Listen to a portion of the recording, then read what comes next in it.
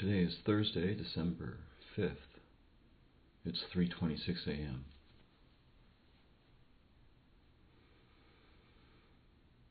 I don't really believe any of the things that I've heard about human nature. In fact, I don't believe that anyone knows enough about human nature to speak intelligently about it. Certainly not in the sense that we can say what it is. The reason that's true is because most of what it is by nature unspecified. That is, we call it into existence and expression with a dance of relation. And that dance can be intelligent or it can be something else. And we may not know exactly what intelligent dancing means, but like beauty, we know when we see it.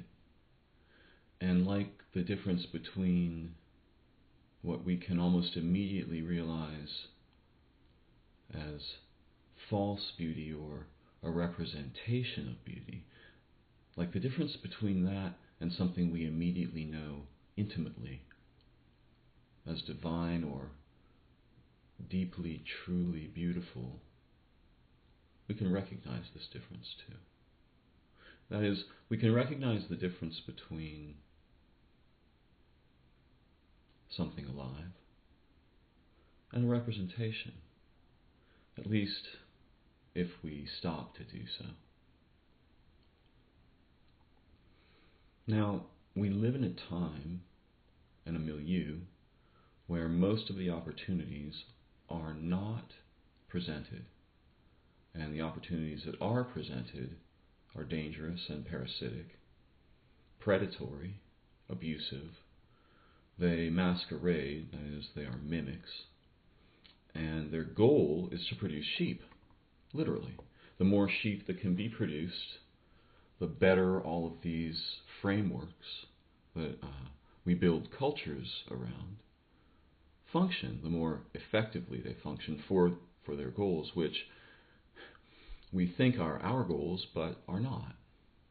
They are the goals of beings of a kind that don't actually exist. They're theoretical beings. They're our collectives. They're not us.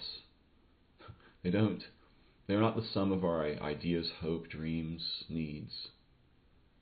They're something rather spooky. They are like a giant ghost made of exaggerated pictures or images or representations or tokens of ideas and language, which both of which are not inhabitable. They are toys of seeing at best. They're not laws or truth. Truth is alive, or it's not. Now, this might sound like a very philosophical conversation before I talk about the internet and how we relate with it. Except that the internet and how we relate with it is deeply instructing the nature of human intelligence and our future. It's also deeply instructing the nature and future of life on Earth in ways that we are unprepared to examine so far. And part of the reason we're unprepared is that our collectives, whether intentionally or not, whether by conspiracy or just by their actual nature, when unguided by our intelligence and intention, when unguided by our wise and insightful agreement, our collectives become poisonous and toxic. It's not very surprising. Our own teenagers and children will do the same things. But if they had the power and hubris and resources of our collectives, the outcomes of even relatively minor misbehavior of our children or teens or even adults who misbehave would be much more catastrophic and possibly even world-threatening, which the behavior of our collectives is. Now, the reason that I want to talk about this is simple. I'm very, very concerned with a single thing: intelligence.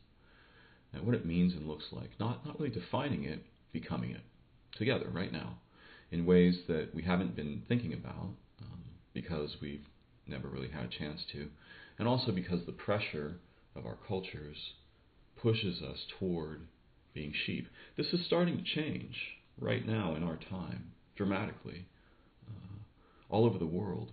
But in other places, there's almost a reverse. Well, there are a set of forces that oppose that change very directly because, for obvious reasons, they're threatened by it. Not only is their current power threatened by it, their image in all of history is threatened by it, because if mankind were to suddenly even take a minor step up in our relational intelligence, our ecological intelligence, our linguistic intelligence, in how we relate with language and knowledge, in how we relate with technology, we would look back on history suddenly and realize we'd been gravely and horribly mistaken, and many of our heroes would become villains. And this is actually the problem when you've been incorrigibly stupid in a public and kind of prideful way for a long period of time, much as our own nation has, and particularly now. Well, the interesting problem here is that we happen to have sort of invented the internet. And as the birthplace of the internet, we have responsibilities, and we're not serving them well at all. I'm going to demonstrate both how we are not, what the dangers of that are, and what some of the opportunities are. I'm going to show you a set of visions that I think will help you to see and think about our relationships with language, knowledge, nature, social intelligence, technology, information, and the internet in a very different way, in a simple way. There was a lot of words there. That was a big list, I know, but it won't be that complex, even though my talk will probably be long. And I'm going to ask you to bear with me, and I'm going to apologize in advance. I'm improvising, and although I've given these topics a great deal of thought, and I believe I have some insight on them, I'm not pretending that I know what other forward-thinking people have done or are thinking. I only know some simple facts that I can demonstrate easily. I'm going to try to do some of that right now. So we are an unusual species, and one of the things that's unusual about us is we've developed the capacity to translate what would ordinarily be physical evolution and also relational evolution, which includes our relation with nature, into technological evolution. In other words, representations or functions. So instead of undergoing this physical evolution that we might undergo, or the relational evolution, which includes intelligence, we undergo technological evolution. And we can't see what is sacrificed in that process. Generally, we're looking at a process of amputation and then replacement with tokens. This would be like, perish the thought, someone killing their child and then getting a doll of them and relating with the doll instead of the child, and thinking that that was actually better than the child. Now, this is what we do, in fact, with our minds. And if you were to ever see the living thing that your and most people's minds is a doll of, I realize it's an incredibly arrogant thing to say. I think you'd be shocked to tears and laughter, and possibly collapse, and you'd also be very relieved to discover that that within the doll that your mind had become, there was still a living, shining, astonishing, unthinkably intelligent, prodigious being that you were born as. And our cultures are really trying to take that away from us and sell us things like jobs and classroom educations, dead environments, sophisticated machines, text messaging, and amputations. We get the representation, and the internet is becoming that. Now, I'm going to show you why I think that's a problem. So the first thing is, we haven't been examining this thing about our species, that we inhibit our evolution in order to produce representations and technologies, cities, new kinds of cars, new kinds of computers, new kinds of communications technologies, each of which come out of having amputated something alive and created a sort of a chasm in our lives, which we then bridge with this function, this technology, this job, this work, this political idea, this government, this prosecution, this courtroom, where we declare what things are in such a way that we must become those declarations and thereby die to our intelligence, die to our ecologies, our social relations, our filial relations with our families, and even our internal relations with all of the myriad faculties of our native intelligence. Now, the internet and computers are a huge part of this process in this moment. And as the last parts of nature are being assassinated and our last chances to communicate with what the internet is an abstraction of, which actually is a forest, okay? An incredibly ancient, transcendent network of living beings that was easily interfaced with through a million different opportunities. Now that that is disappearing, we're getting a representation of a kind of a library intelligence, and that's what the internet is. It's we think a sort of a library of information, but it isn't that. Because in the same way that the forest wasn't a library of information, but a living network of up to the moment intelligent sensing that can actually read the future and reinterpret the past in ways that result in ongoing, shocking leaps of evolutionarily expressed intelligence and relationally expressed prodigy. Instead of that, we're getting a bookstore, the dead thing. Now, a bookstore is a wonderful thing in its own way, but the internet isn't a bookstore in the same way that the forest wasn't a bookstore. The internet is an intelligent web of beings that together form an extension to your mind. And that extension has capacities that you cannot imagine in your wildest dreams. And what's happening right now, because we're very naive and young and we can't see the future, most people do not use the internet this way. Most people cannot use a forest this way either. But there are many who can. And there are people who use the internet this way. And people who use things like Google or Facebook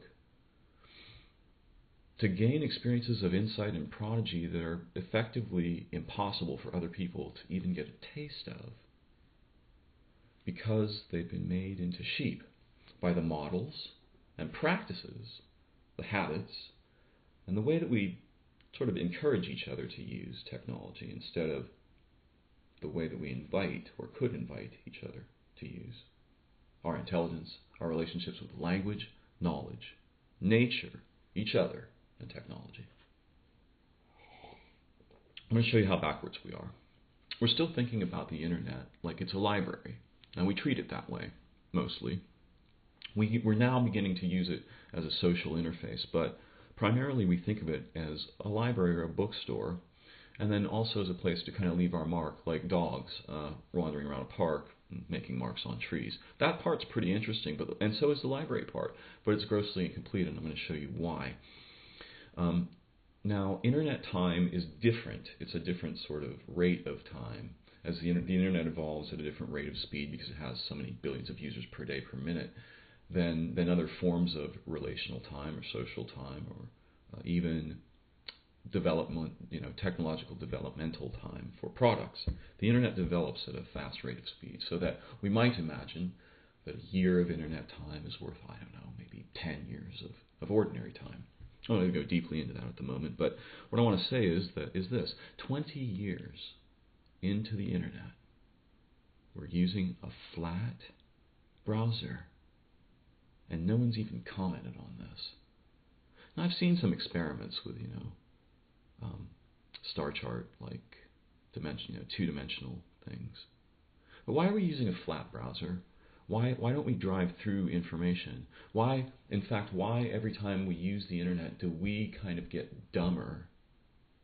And our communications, well, there's a range, okay, there's a spectrum, but the low end of the spectrum is growing dramatically, and the high end doesn't seem to be growing quite as dramatically. So there seems to be a kind of intelligence sink where a lot of unintelligent behavior is extremely well rewarded. That's very dangerous. In fact, behavior that doesn't lead toward greater intelligence is very well rewarded, and that's very dangerous. Now, again, there's a good spectrum, but the high end of that stuff, the behavior that calls us toward greater intelligence every time we interact with it, and that is really exciting, is uncommon. And here's part of the reason. We've got the wrong idea about what the internet is and how to use it. The internet isn't the Encyclopedia Britannica. The internet is new intelligence opportunities every time you touch it. So we have to have a way to get smarter every time we touch our cell phone, if we're going to. I don't have one, by the way. I never have. I study them. I have an iPod to study the phenomenon. But I don't use a cell phone, and I never have, even though I'm a technology consultant. And I've been working with technology like computers since they were invented in the 1980s, and teaching people and watching their effects on people, my family, my own life. So I'm very, very close to this phenomenon. I'm a programmer, not an expert, but I've been coding for many years. And I'm going to just show you a couple of things about how we're using the internet that are completely backwards and are inventing new kinds of sheep instead of inventing new kinds of human, social, and relational, intellectual, and ecological intelligence. So we're using a flat browser 20 years into the internet, and no one's even really mentioned that fact. And the way that we do it is we're using it like an index. Okay, so Google builds this big index, and out of our activity mostly, and a lot of web crawling apparently. And then we search that with keywords, and we link things together with keywords, and that's all right, I guess. But the idea that we're using a flat browser and the way that we're using the internet as if it were a dictionary is wrong. We should be using it as if it were our own minds, or as if it were an intelligence. And that means we need both ways of doing that together, and also applications that not only encourage that, they entice us into it every time we come near them. So I want you to imagine a different kind of browser with me for a minute. And what I'm going to show you would destroy Facebook utterly, and would destroy Google. And before I say anything further about this, I want to say two things. Those two companies are fleecing us madly, and they are not making us more intelligent. What they are doing is reaping the benefits of our attentional intelligence and composing both forms of power, financial power, social power, ecological power, and they're deploying those powers to keep us in a position of servitude and of being able to, produce for them some more. That's wrong. The data caches that Facebook and Google own, we built. This is exactly, or this is actually much worse than if we were the Jews in Egypt building the pyramids, as is rumored to have happened, whether or not that's true. This is a kind of theft, and the results, both, first of all, the form of which is absolutely unconscionable and will destroy our intelligence if we allow it to proceed, because it must, just to survive. And it's also, the results of it are unthinkably catastrophic in the future. So we could never allow a corporation to have such power or to own the assets that we assembled this way under any circumstances. We must absolutely take back the data caches of Facebook and Google for the sake of human intelligence, human social infrastructure and organization, liberation, human rights. The same thing with the knowledge cache of Google. That's a cache we built. There's no corporation that can own that. It's like owning an aspect of our own minds. So I'm going to show you a product that's going to help you to see why this is a problem by showing you what we do when we're actually using the web. Now, I know a lot about how intelligence works because I study the brain and I study the mind. And I also study language very deeply and poetics. So part of my study of poetics and storytelling is metaphor. And our minds work with metaphor in an astonishing way, but we're not using the web that way, and we have to. And it's the difference between a flat method of looking for information and a multidimensional method that is almost musical and alive. It is dynamic by nature. We're using a dead, flat, tokenized way to chase information. This is like looking up something in the index of a dictionary and then going to the page where that information is found and then reading that in a linear fashion. That doesn't help us learn. It doesn't help us explore. It doesn't make it, it's a little bit exciting, I agree. The internet is wonderful, but it's flat and it's deadening, and the way we're using it is making us ignorant and Google intelligent.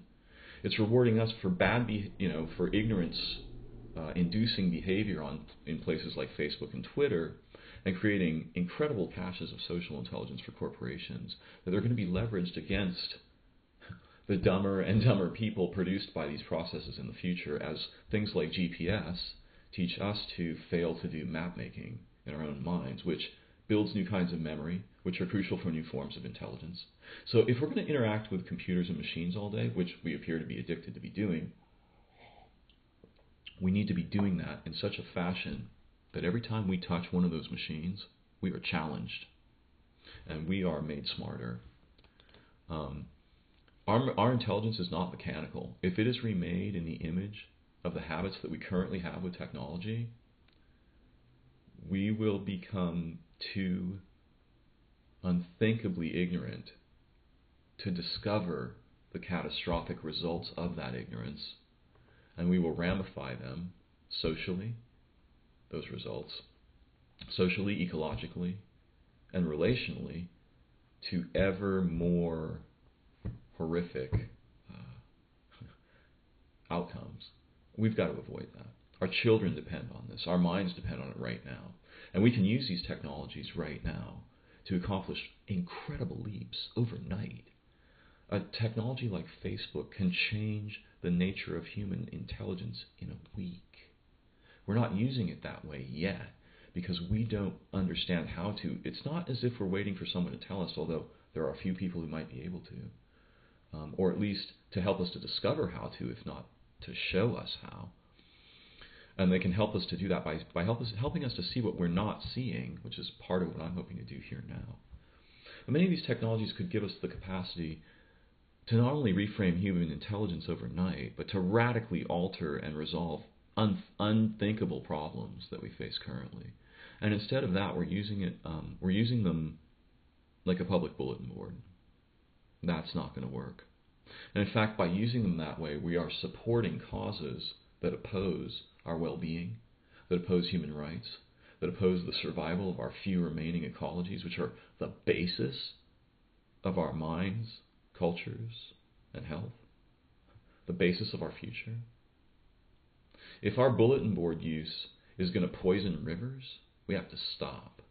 And if we're going to do anything electronic socially and the outcome of that is going to be working against us, then whatever we do with that technology has to be absolutely effective and powerful. So right now, the million horses of the powers of our agreement, our intelligence, our human social intelligence, are bridled. They're in their stalls. And every time they try to run, somebody pulls money out of them.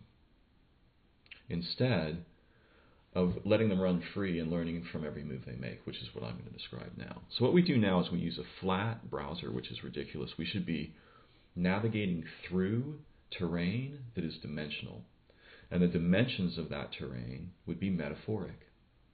So that if you typed in a word like, and you can set this up with templates for what kinds of things you're looking at. I'm not saying we'll get rid of flat browsing, but we need to add something to it. We need to add ambiguity, like we have when we go into our minds. And there's lots of ways we can do that. When you type, I want you to imagine a set of rings. Let's say that there are two vertical rings on the sides and a horizontal ring in the center or at the bottom. And above the horizontal ring, there's a space you can type. Yeah.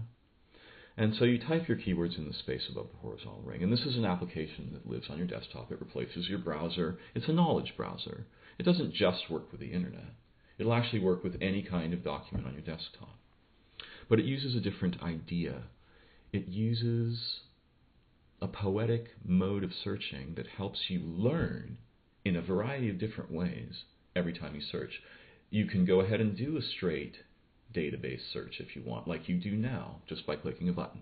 But if you rather explore and you type in a phrase like origin of stars, well, over on the left-hand vertical ring, you might see a lot of words about origins and maybe some etymological terms above this display that tell you the Latin and the Greek and possibly some other languages that you've set up, etymologies for those terms you've just typed in, so that every time you type a word, you learn etymologically about that word every time you do a search. Yeah? And then over on the left and right, there are expansions, possible expansions you haven't thought of. Now, these expansions are based on a little intelligence database that belongs particularly to you and to the users of your local machine. It can also belong to some of your friends. We'll get into that in a moment.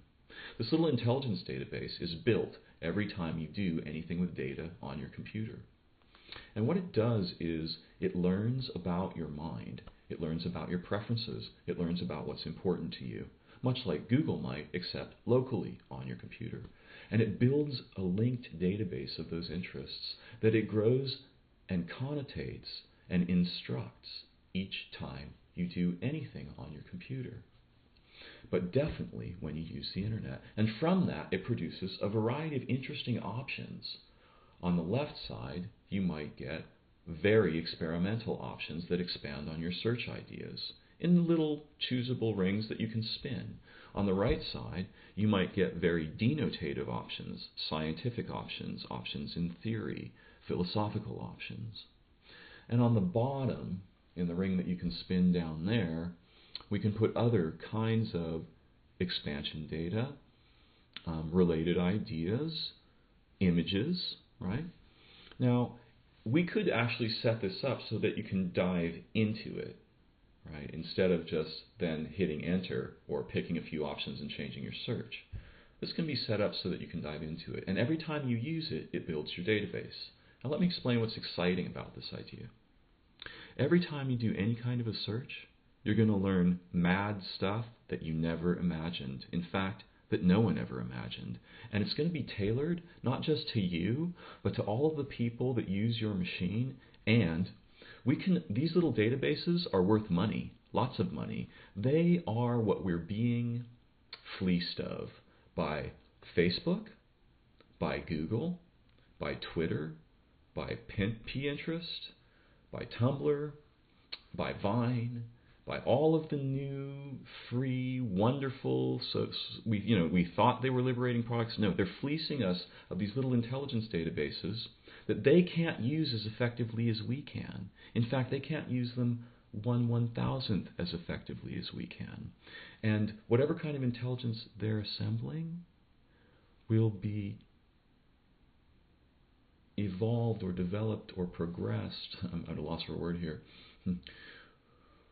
Will be radically improved if we can improve our intelligence just a tiny percentage. What I'm talking about will improve our social intelligence, our intellectual intelligence, our creative intelligence in millions of ways. I'm just showing you the surface of this product, but it will work creatively with artists, with imagery, with sound, with text, and it will link us in social networks that share our intelligence and allow us to link, share, sell, profit from, and grow our intelligence. So imagine this. You start developing your little intelligence database by all the stuff you do on your computer. And this application lets you do all kinds of searches. You can search any of your documents. You can search the internet. It interfaces with Google. It interfaces with all of your social networks. But it keeps all your data local to you. You control it. Anything you create with this is controlled by you. And it'll have a social networking component whose data it can share based on your preferences alone, whose data you alone will own, and it will only be owned by you. No one else will control it. No one else will tell you whose friend you can be or can't be. No one else will tell you what content you can or can't have. Right? And this will also be a form of intelligence that generates money for you, for your family, that generates resources for you and your family every time you use the internet. Because right now all those resources are being stolen, And they're pretending to give us services, but they're not services, they're prisons for our intelligence. And every time we use them, we get more ignorant, whereas every time we use this, we'll get more intelligent. But that's just the beginning of it. Because these little databases are profound. Let me explain. You can build rings of them with your friends so that you use your social intelligence to search documents, databases, and extensional ideas from them. Now, this is an easily assemblable technology. With a team, I could build this product. In 6 months, we could have a working prototype for the available OSs. This is not the future. This is something we could have done 10 years ago, but nobody's thinking this way because they're still thinking like 1940, and we're still using the internet like it's a dictionary. And the most advanced people that we have not thought of anything like this, and no one's even noticed that we should be navigating through information in a way that is astonishing, exciting, where every time we do it, we are learning amazing new things and increasing our intelligence and insight in the way we can link and metafy information, the way that we can derive and experience meaning. That's what the internet is at least for. Never mind the fantastic opportunities of using it as an intelligence prosthesis, which is something I'm not even going to talk about here. I'm just talking about let's build a tool that leads us in that direction that no one's done yet, easy to do. Anyone can do this. And this idea here that I'm describing is proof of a concept, right? That we can build a knowledge browser that's far more encouraging. It's not denotative. It gives us connotations for our searches. It gives us suggestions that are unusual, that are built on intelligence. Now let me come back to these little database objects.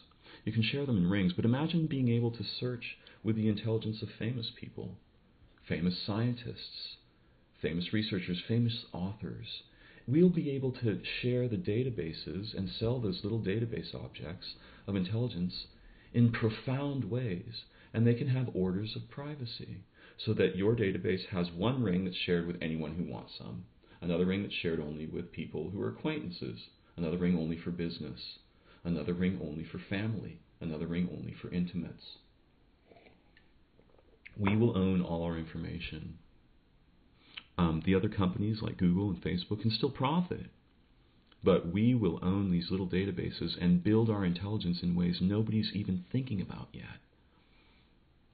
The future can be a lot more amazing than the tiny toy that I am painting here, unless we believe that our role in the internet is the role of sheep. And if that's the case, we're going to be fleeced by the wolves like Google and Twitter, Facebook, Tumblr, Pinterest, Vine, and so on. And we're going to be owned by the hackers, the ferals. Yeah, we're going to be owned by those people. We're going to be turned into leashed servants. And our governments. And these corporations. No. We've got to build an application like this. We've got to learn and teach each other how to become more intelligent every time we touch technology. And that means connecting to each other in ways, with habits and goals and agreements that return our humanity, our ecological intelligence and hope of an ecological future, our liberty, our human rights, our actual fellowship, because this is one single planet, and our capacity to use the resources that we have worked so hard and that so many have died and been imprisoned to establish in ways so beautiful and powerful and insightful that we can change the meaning of human history and the possibilities of the human future, and we can do this today. It requires only our agreement. If you know anyone who is interested in doing this right now, get in touch with me. And please, think about using technology more intelligently every time you touch it, because until we do that, it represents a deadly danger. It is competing with life on Earth and winning. Machines, photographs, little pieces of text, and cars are winning against human lives, living places, the future of life on Earth, and human intelligence. This cannot proceed. It is our absolute obligation, a difficult and beautiful responsibility that we must together fulfill. Let us make that choice and that agreement today. And until we have accomplished it, let us not stand down. Thank you.